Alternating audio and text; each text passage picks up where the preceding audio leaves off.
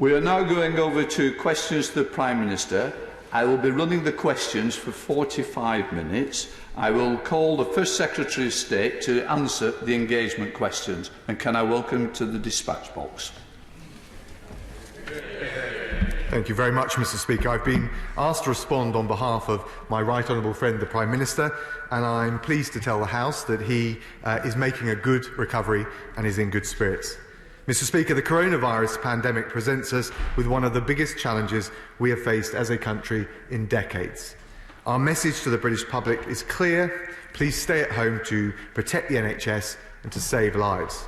And as a government, we continue to take the right measures at the right time, guided by the science and the medical experts.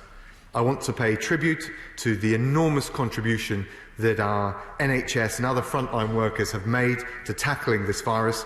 We owe them an enormous debt of gratitude, and we will continue to do whatever it takes to support them. Our aim has always been, Mr. Speaker, to protect the NHS and to save lives, and with the public's incredible support, we are doing that by flattening the peak of this virus. Thank you, Mr. Speaker, for all of your efforts to ensure Parliament can meet and apply the scrutiny to government that we expect and we embrace. This House meets in challenging times. Together we can and we will defeat this virus. Can I echo the sentiments about the Prime Minister? We do wish him a speedy recovery. And it does allow me to tell the House that the Honourable Member for Rother Valley has withdrawn, so I will be calling Sir Keir Starmer and welcoming him in his first outing to this dispatch box. Keir Starmer. Thank you, Mr. Speaker, and can I thank you, the House authorities and the staff for allowing us to meet in this way today, because it's important that we have this scrutiny. Can I also send all of our best wishes through the First Secretary to the Prime Minister for a full and speedy recovery. And I'm sure I speak for the whole House in sending our best wishes to all of those affected by coronavirus, and condolences of the whole House to all of those that have lost loved ones. And again, for the whole House, our deepest thanks to those on the front line risking their lives to keep us safe and our country going. Mr. Speaker, I promised that we would give constructive opposition with the courage to support the government where that's the right thing to do. And we all want and need the government to succeed in defeating coronavirus. But we also have to have the courage to challenge where we think the government is getting it wrong. And in that spirit, I want to start with testing. Testing is obviously crucial at every stage of the pandemic. But we have been very slow, and we're way behind other European countries. Now, the Health Secretary made a very important commitment to 100,000 tests a day by the end of April. But yesterday, the figure for actual tests was 18,000 a day, and that was down from Monday, which was 19,000 tests a day. So we're way behind the curve, and the end of the month is a week tomorrow. So what does the First Secretary expect to happen in the next 8 days to get us from 18,000 tests a day to 100,000 tests a day? First Secretary. The right honourable gentleman, congratulate him on his success being elected leader of the Labour Party. I will certainly pass on his best wishes to the Prime Minister. I know he would want to be here in person. And can I join him in paying tribute to all of our NHS and other frontline workers? He rightly raises the crucial issue of testing, which is going to be an incredibly important part of our strategy for transitioning from the current social distancing measures. But I do have to just correct him. Our capacity for tests is now at 40,000 per day. So I think that is an incredibly important milestone. And of course, he's right to say that in the final week that will require a big increase. But of course, with a project like this, it does require an exponential increase in the final days and the final week of the programme. I can reassure him that we are working with a range of commercial partners to boost the testing to get to that 100,000 tests per day. 2 of our super labs in Milton Keynes and Alderley Park are now fully functional, and Glasgow will be open later this week. Keir Starmer. Thank you very much to the First Secretary, and thank you for his kind comments. I didn't need correcting because I gave the figure for the actual tests a day. The First Secretary says that there's capacity for 40,000 tests a day. And I think it's really important that we fully understand what the First Secretary just said, because that means that the day before yesterday, 40,000 tests could have been carried out, but only 18,000 tests were actually carried out. Now, all week, I've heard from the front line, from care workers who are frankly desperate for tests for their residents and for themselves, desperate. They would expect every test to be used every day for those that need them. So there's clearly a problem. Why isn't the government using all the tests available every day? Well, Secretary. Thank the right honourable gentleman, and it's important to pay tribute because there are two elements of this. Getting the capacity up is part of it, and we're making good progress, and I hope that he has conceded that point. The issue of then increasing the demand is something that we've got control over. Of course, we're making sure that the eligibility is broadened. Our focus, as I think you would agree, should be on frontline NHS staff, broadened out to care workers and other key workers, and then done in a way which the system can manage. We are confident that based on our test capacity that we will be able to deliver that, and we have in relation to the capacity itself and getting to the 100,000 target, a range of deals with Thermo Fisher, with Randox. We've got the AstraZeneca, GSK and Cambridge University working together to set up a new lab that we will deliver, and those tests will be crucial, not just in terms of controlling the virus, but allowing the country to move to the next phase. Keir Starmer. I'm grateful, and I welcome the fact that capacity has gone up. But it's not now a question of driving up demand. Demand is there. Last week, the Health Secretary said that every care worker who needed a test would get one. But the reality on the ground is very different, and there are very few tests indeed. And the position is this. If a care worker has symptoms of coronavirus, or a family member has symptoms, he or she has to self-isolate, quite rightly. To get a necessary test, they're then instructed to travel to a testing centre, which is often very many miles away. So an example is social care workers in Leicester are being told to go to the outskirts of Nottingham, a 45-minute drive, in order to get tested. There are lots of examples across the country of this. Now, there's an obvious problem with that system. Not all care workers will have access to a car. Because they've got symptoms or family members have got symptoms, they obviously can't use public transport, so it's little wonder we're seeing these pictures of half-empty testing centres. So it doesn't look like that's a good plan. And it's not about driving up demand, it's about tests where they're needed. So what reassurance can the First Secretary give to care workers on the front line that things will improve for them and fast? Secretary. Honourable gentleman, it is certainly about capacity. I've addressed that in my earlier answers, and also explained how we'll bridge the 100,000. It is about demand. We need to encourage those who are able to take the test to come forward. But he is right. He is right to say it's also about distribution and some of the logistical and, frankly, transport challenges that people, particularly some of those that he described, will have in terms of getting to the test. So we're working with the local resilience forums to make sure that we can distribute the tests as effectively as possible. We've got mobile labs to go to some of those areas for the hard to reach. We'll be using the Army, who have made, along with the other key workers, an incredible contribution to support that effort. But I just come back to the key point. I do think it's important to have a target and to drive towards a target. We are making good progress. We're confident we'll meet it. And I think that he should join with me as we engage in this national effort of saying to Labour's Welsh Health Minister, Vaughan Gething, who has abandoned the Welsh target in Labour-run Wales of 5,000, that actually we need to work together in all four corners of the United Kingdom to make sure that we reach that national effort. It is about capacity, it is about distribution. We'll only be able to manage to hit that target if all of us come together to deliver on it. Keir Starmer.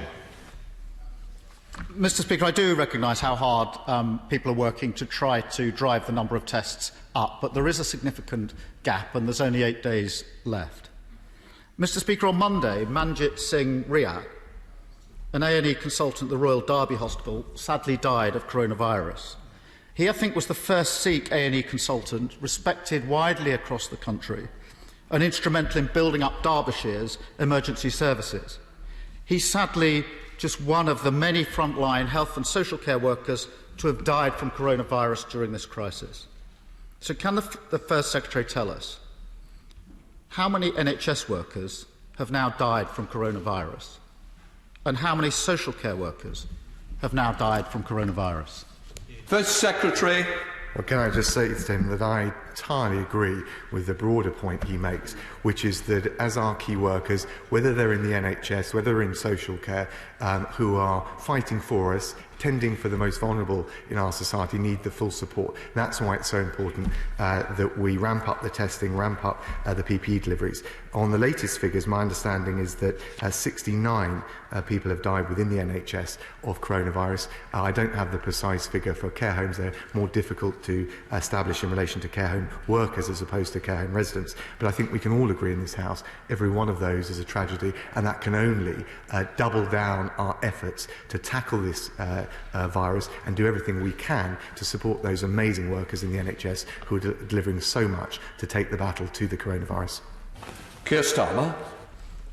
I thank the First Secretary for giving us the figure in relation to NHS workers, and of course a tragic case, each and every one of them. I'm disappointed we don't have a number for social care workers, and I've put the First Secretary on notice that I'll ask the same question again next week, and hopefully we can have a better answer. Mr. Speaker, let me turn to protective equipment. Clearly this is crucial to those at risk on the front line, who are risking their lives to save ours, and the least they deserve is the right protective equipment. And we've all heard countless examples of frontline workers not getting the equipment they need. This is an example from a Unison care worker just last weekend, and I quote, "I work in a nursing home. I'm terrified. I don't know if residents have a virus. We're wearing homemade masks. This is horrible, and I'm very scared." And that word scared, I think, is one we've all heard many, many times in the last 2 or 3 weeks. A survey by the Royal College of Nursing found that half of nursing staff felt under pressure to work without the levels of protective equipment set out in official guidance. This has been a stress test of our resilience, and the government plan is clearly not working. So can I ask the First Secretary to tell frontline workers at risk, when will they finally get the equipment they need to keep them safe? Secretary. Thank you, Mr. Speaker. Can I first say that in relation to all of those frontline staff who have passed away as they battle coronavirus and work so hard to protect other people who are suffering, our hearts go out to them, and he's absolutely right that we must do everything we can to protect them. I know we recently had a consultant who passed away at Kingston Hospital, where I've been treated, where both my boys were born and delivered. How important that is, how personal it is to so many of us, and we absolutely agree on the need to protect them. He will know that getting the PPE to where it needs to be is a massive international challenge that every country faces globally, from China to Germany. And we've done a huge effort to provide, for example, the ventilators, which have bolstered the NHS during this incredibly difficult time. If we hadn't been able to do that, the NHS would not have been able to cope. Since the start of the outbreak, we've delivered 1 billion items of personal protective equipment, and tens of millions have been distributed via the devolved administrations. We recognise, though, that we've got to strive even harder in this incredibly difficult and competitive international environment to source the equipment. That's why we brought in my noble friend Lord Dayton, formerly Chief Executive of the London 2012 Olympics, who's been appointed to lead on our domestic efforts. We've delivered 34 million items of PPE across 38 local resilience forums. We've established the hotlines, the Royal Mail procedures, a new pilot website to make sure not only have we got the amount of PPE that we need to, but also that it can get to the most vulnerable and those on the front line who need it most. Keir Starmer. Can I join the sentiments of the First Secretary in relation to all of those working on the front line, and also pay tribute to all of those that have ramped up the capacity of the NHS. It's been incredible to see what's happened in the last few weeks, and I know that's been a huge effort. I do understand the challenge of getting the right equipment to the right place every time, but as the First Secretary knows, there's a significant gap between promise and delivery. And over the last few days, it's emerged that British manufacturers have got in touch with many members of the opposition, probably members across the House, saying that they offered to help produce protective equipment, but they didn't get a response from the government. Now, I do understand due diligence and that all the offers couldn't be taken up, but some of those who offered to help are now supplying to other countries. So they clearly could have supplied in this country, and something's going wrong. And there's a pattern emerging here. We were slow into lockdown, slow on testing, slow on protective equipment, and now slow to take up these offers from British firms. The Prime Minister has said this is a national effort, and he's right about that. So in that spirit, can I ask the First Minister to commit to working with the opposition to identify and take up these offers from British manufacturers for protective equipment just as soon as possible? First Secretary.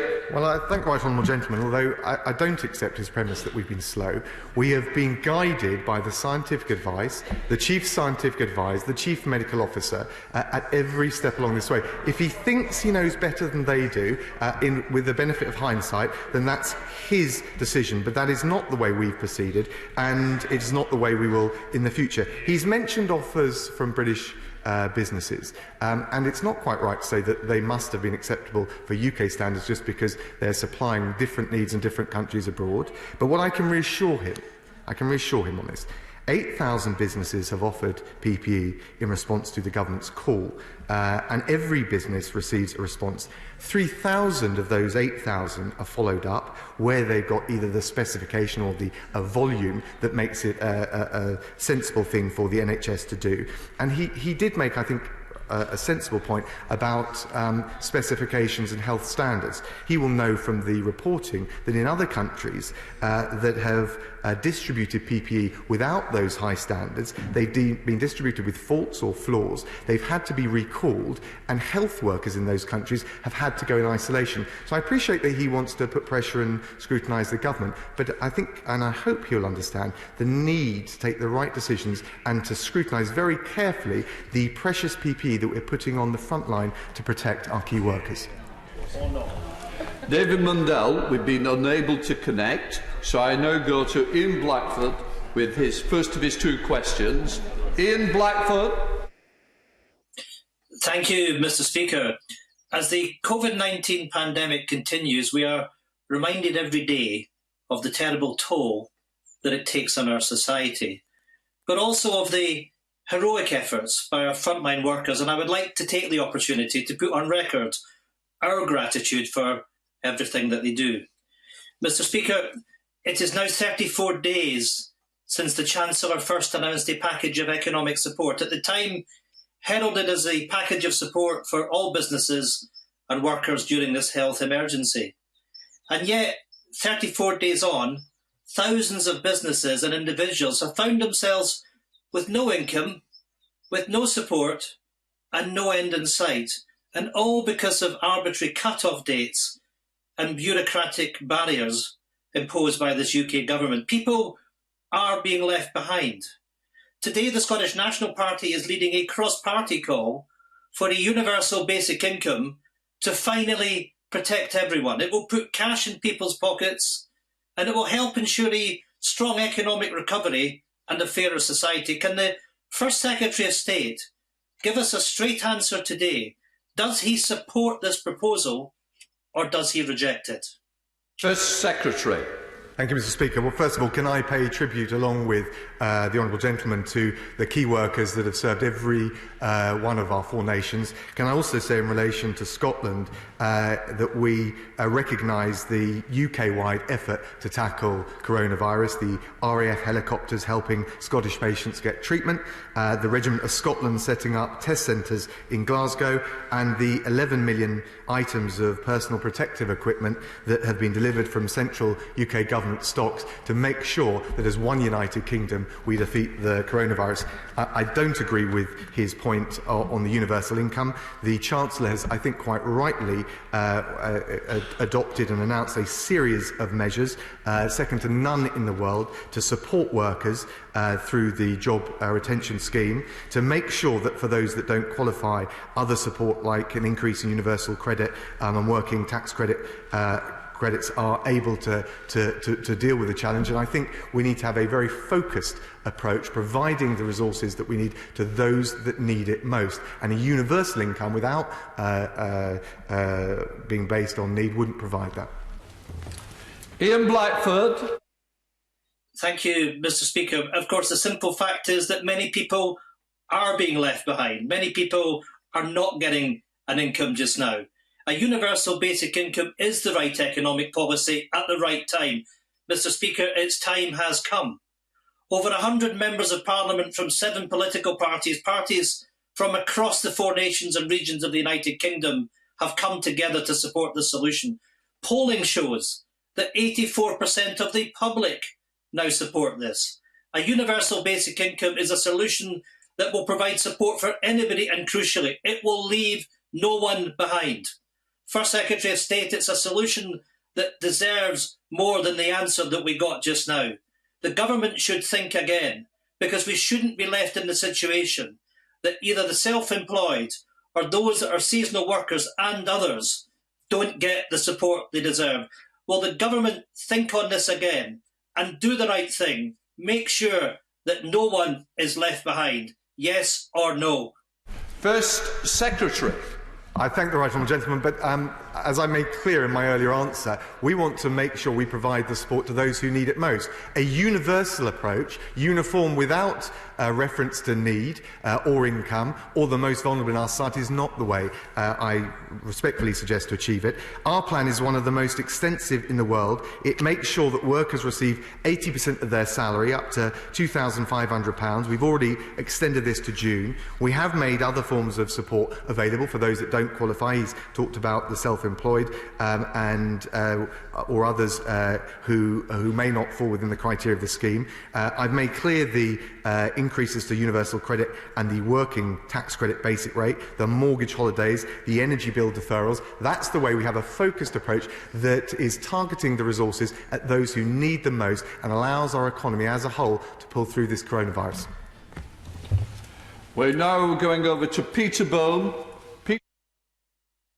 Mr. Speaker, at this time of national emergency, many people are being forced to use their bank overdrafts. Yet the banks are charging 20% interest per year, which they're going to increase to 40% in July. At the same time, they're offering savers a pathetic interest rate of 0.1%.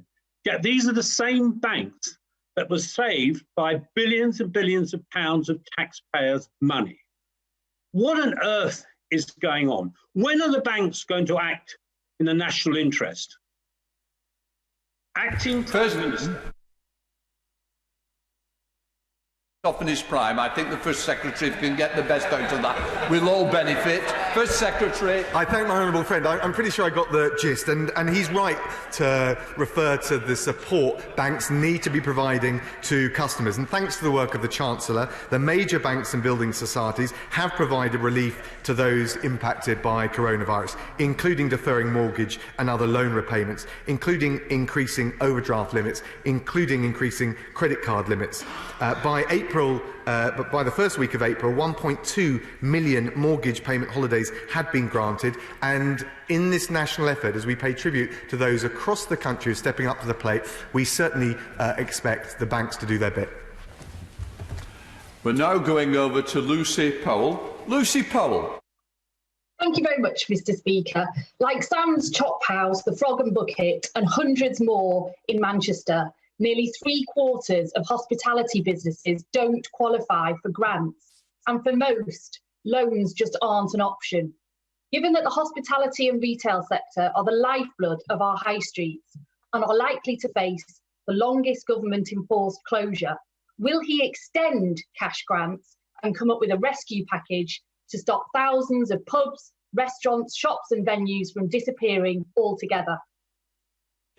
First Secretary. Well, can I thank the honourable lady, and I certainly agree with her about the challenge we've got across all the sectors she mentioned in making sure that we see them through this incredibly difficult period. We want to make sure that the country, the economy, all those small businesses, all those sectors she mentioned can bounce back. The Chancellor has introduced a whole range of measures in relation to both finance, grants where they're capable of being made, and also other tax deferrals to enable small business and those in the sectors she described. I will, of course, certainly, if there are any particular businesses, take them away and look at them very carefully and make sure that the Chancellor can assess whether there's any more we can do. But we've got to make sure, from the high street to those sectors which are adding huge value to the economy, that we're in a position after the coronavirus ebbs, and once we come through the initial crisis, to bounce back. And we'll do that by looking after all of those small businesses and all of those sectors that she rightly described. We're now going over to Sally Ann Hart. Sally Ann Hart. Yes, thank you, Mr. Speaker. Beautiful Hastings and Rye is heavily dependent on tourism as a major driver in the local economy. COVID-19 has badly hit the tourism, leisure and hospitality industries. And has my right honourable friend considered what measures are needed to firstly encourage domestic tourism and secondly ensure that tourism and tourism-related businesses are given the right support to enable recovery from the impact of COVID-19 and revive our local economies? First Secretary. Can I thank my honourable friend? She makes a really important point. We know that the coronavirus is significantly affecting the tourist industry. That was a point actually made by the previous honourable lady as well. And the Chancellor has set out unprecedented support for businesses and workers, including those in the tourism sector. That includes business rate support for hospitality and leisure businesses. We've also announced a £1.3 million scheme through Visit England to provide support to destination management organisations at risk of closure because of the coronavirus pandemic, to see them through this difficult time. And we are committed to helping the industry get through this crisis so that we can encourage people to take holidays and to revive the tourism sector as we come through the crisis. We now go over to Barry Gardner. Barry Gardner. The Government Scientific Advisory Group on Emergencies recommended an urgent lockdown to save lives on the 26th of February, but it took another 3.5 weeks to implement it. The government likes to claim that it has been following the scientific advice, but it hasn't, has it? First Secretary. I thank the honourable gentleman. We have at every stage, from January, when the original crisis started to break out in China, right the way through to the moment several weeks ago where we announced our social distancing measures, followed meticulously, carefully and assiduously the advice both from the Chief Scientific Advisor and the Chief Medical Officer. And as a result of that, and as a result of the measures we've put in place, two things have happened. First of all, we've protected our precious NHS. It hasn't been overwhelmed in the way some had feared. And also, and I pay tribute not just to the key workers, which we've talked about, but the huge sacrifices made by the great British public. Because of their compliance with the social distancing measures, we are starting to come through this peak. And that has only happened because we have taken the right decisions based on the evidence that we've had at the right moment in time. And I have to say to the honourable gentleman, that's exactly what we'll continue to do. We are now going over to Nick Fletcher. Nick Fletcher. Thank you, Mr. Speaker. Can I ask what recent steps the government has taken to ensure that the NHS has adequate supplies of personal protective equipment? First Secretary. Can I thank the honourable gentleman? This has been raised already in this House. It's critically important, and I totally agree with him on the imminent need for getting the PPE to the places that need it most. Since the start of the outbreak, we've delivered 1 billion items of personal protective equipment. We've made sure we've distributed it via the devolved administration so that all 4 nations get the equipment they need. We're also working through the local resilience forums with our local authorities and with the support of the military, and making sure, whether it's NHS key workers on the front line or care home workers, that everyone who needs it is getting the PPE they need. And with the help of my noble friend Lord Dayton, who ran the Olympics, we are going to ramp up even further our capacity to not just procure and produce PPE, but get it to where it's needed most. Naz Shah. Thank you, Mr. Speaker. At a time of national crisis, it is critical the government keeps its word. Local councils are ensuring communities get the support they need. I know this from the work that has taken place in Bradford. They are the government on the front line.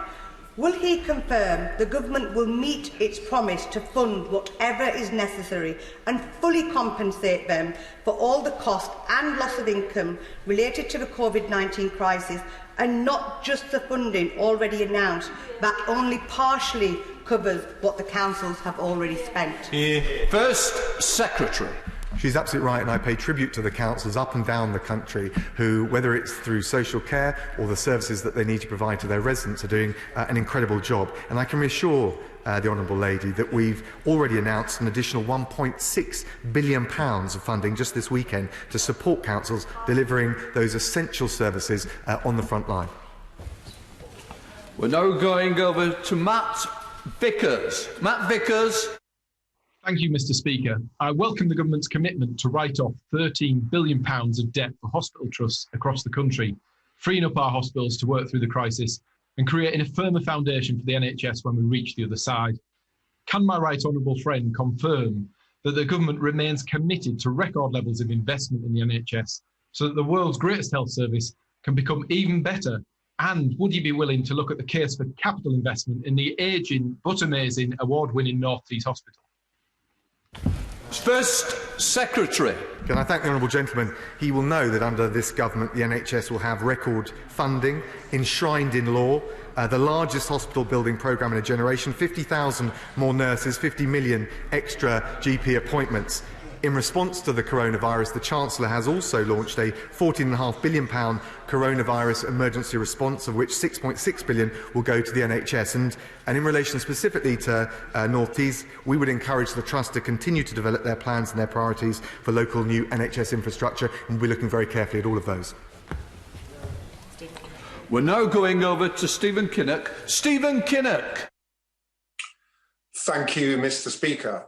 The Port Talbot Steelworks is the beating heart of the economy and the community in my Aberavon constituency. And there will be no post-pandemic recovery for our country unless we have a strong and healthy Welsh and British steel industry. The government's coronavirus large business interruption loan scheme is capped at £50 million, which is only 1/10 of what Tata Steel believes will be the cash flow impact on the company over a 6-month period. Will the government now urgently take steps to lift the loan cap to a level that will give our steel industry a fighting chance of surviving this crisis? First Secretary. Can I thank the honourable gentleman? He's right to refer to the business interruption loans. We've made grants of up to 25,000 available for small businesses. I understand the point he makes about the sector in his constituency. We have made changes to the loan scheme, principally to make it quicker to access. 12,000 loans have now been approved, and I know that the Chancellor is looking very carefully at the sector in his constituency, the steel sector, and all of those who are not directly benefiting from this particular scheme, to make sure that in the round we're providing the measures that we need in a targeted way to support all of the different crucial elements of the economy. James Sunderland. Mr. Speaker, one of the most striking features of the past few weeks has been the way in which so many public, private and voluntary organisations have put themselves out of shape to deal with the pandemic, not least in my own constituency, for which a heartfelt thank you. Could I please ask the First Secretary to join with me in commending the remarkable resilience, initiative and spirit of the British people, and also perhaps to outline what he sees as the essential ingredients for getting our country through this?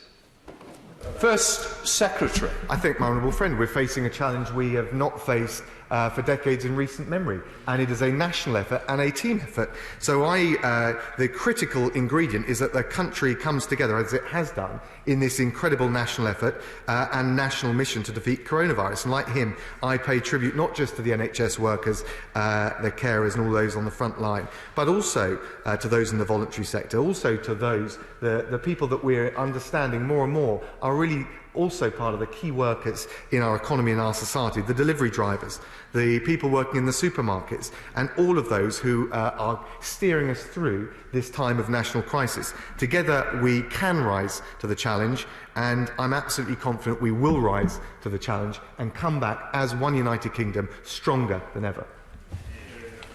We're now going over to Ruth Cadbury. Ruth Cadbury. Thank you, Mr. Speaker.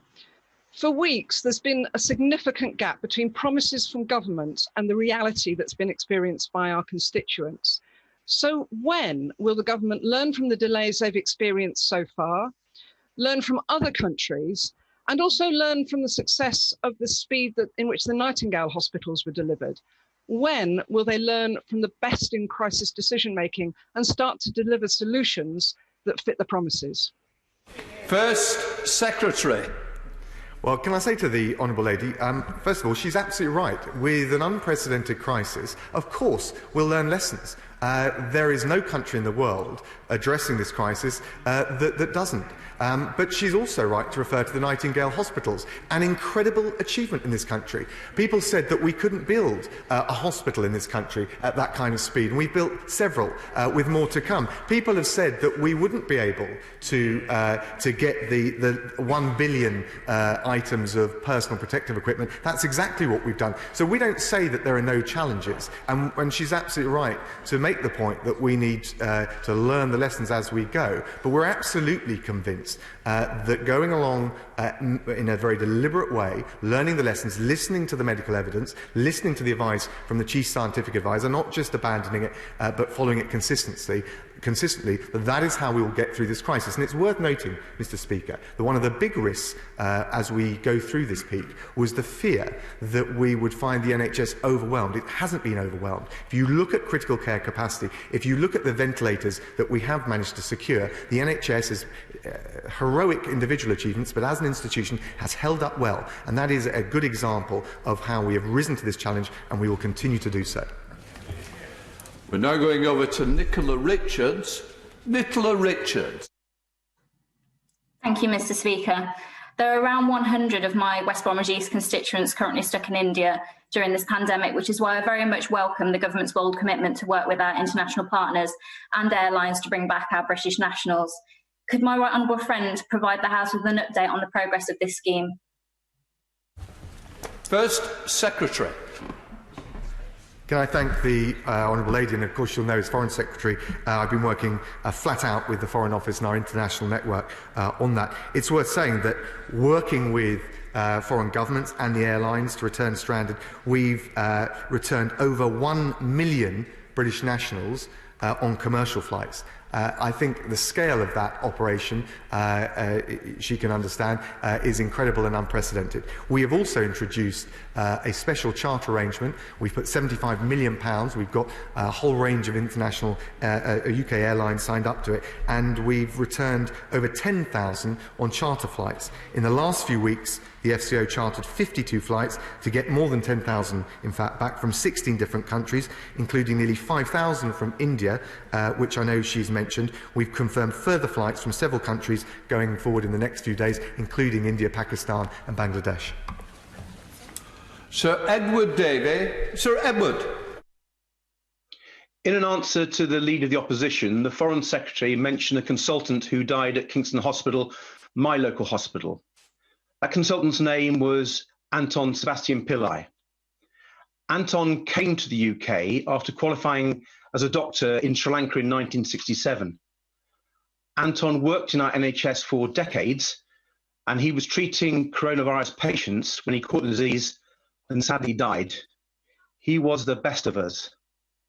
So on behalf of Anton and the other brave NHS and care workers who made the ultimate sacrifice for others, and so we learn the lessons urgently ahead of a future pandemic, will the government commit itself now for a future independent judge-led inquiry into how this crisis has been handled?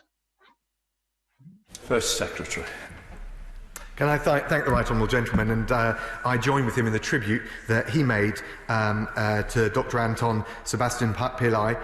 I know firsthand, I've been into Kingston Hospital, my boys were born there, I've been treated there, the incredible work they do, and it's my local hospital too, and so I join with him in paying tribute to what they've done. I have to say I won't take up his offer of committing to a public inquiry. I think that there are definitely lessons to be learned, and when we get through this crisis, it will be important that we take stock and we come together to understand, with an unprecedented challenge on an international scale, what can be done to avoid it happening again. But I think right now, from our key NHS frontline workers to the members of the public, they would rightly expect our full focus to be, as we come through the peak of this virus, to make sure that we save lives, protect the NHS and steer the whole country through this crisis, rather than engaging in that process or that set of deliberations right now. We now go over to Faye Jones. Faye Jones. Thank you, Mr. Speaker.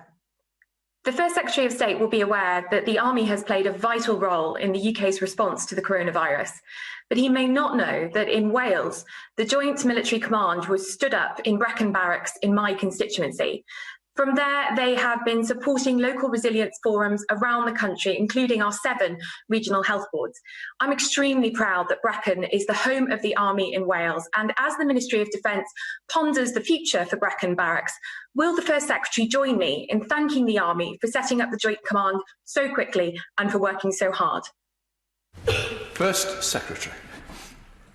Can I thank my honourable friend? I absolutely join with her in paying tribute, as I did in relation to one of the questions in relation to Scotland, of paying tribute to the heroic effort that our armed forces are making in all 4 corners of the United Kingdom, in particular in relation to Wales.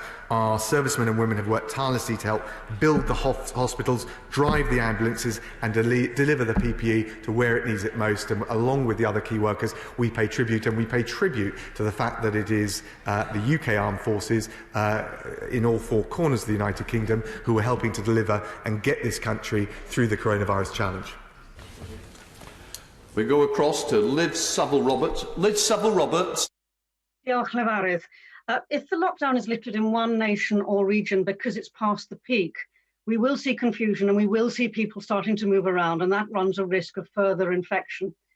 Will the First Secretary of State confirm that if the 4 nations approach is to be meaningful, the 4 governments must have an equal say, and that lifting the lockdown can only happen by the unanimous agreements of the 4 governments together?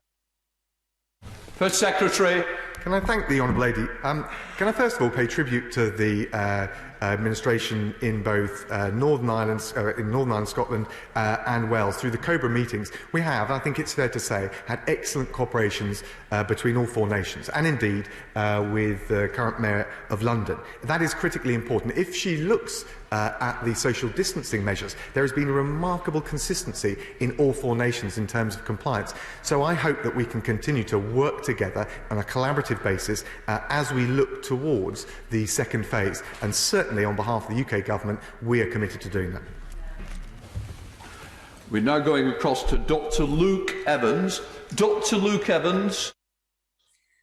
Twycross Zoo in my constituency is world renowned for the conservation work and indeed protecting endangered species. But Twycross Zoo is now endangered itself, with overheads of £650,000 a month with no income coming in. They've joined together with people like Bristol Zoo and Chester Zoo and London Zoo, asking for £100 million from the government to help care for the animals. Will the government commit to support good zoos? So just like the animals they protect, the zoos will be here for us all to learn from in the future. First Secretary. Can I thank my honourable friend and absolutely agree with his question. We've got to look after the zoos and all of the incredible animals that they put on display for all of us, and I'm very pleased to be able to announce that as a result of our engagement and our consultation, we can announce a new zoos support fund which will be launched and open soon. It will be able to provide dedicated support alongside that already made available by the Treasury to help zoos care for their animals during this crisis. And I urge the zoos concerned to look at the range of financial support already available, but also to make contact with DEFRA officials so we can see how it can be best tailored for them. We now come to the final question. Angela Riedel. Angela Riedel. Thank you, Mr. Speaker. Last Sunday, the UK and 18 countries of the G20 endorsed a comprehensive communique on COVID-19 and future global pandemic preparedness. This much-needed action plan was then effectively vetoed by the USA as a part of its unfounded attack on the World Health Organization. Given that the Prime Minister is reported to have spoken to Donald Trump yesterday, can the right honourable gentleman assure this House that Britain believes that the World Health Organization is critical to the future of global health security, and that this country will not be drawn into the US President's disgraceful vendetta against the World Health Organization? First Secretary. Can I reassure the Honourable Lady, first of all, that we fully support the international efforts, and indeed we are a leading player, whether it's on vaccines or supporting vulnerable countries, in helping get through what is a global crisis. In relation to the WHO, we recognise that it has a role to play. It is not perfect, no international institution is. We do need to work to reform it, but we've made clear we consider it an important part of the international response, and the UK will continue to lead the way in that effort. Right, we're now going over to the statement. I want to tell people that we're running this for 45 minutes. The opening speeches will be for 10 minutes from the Secretary of State, 5 minutes from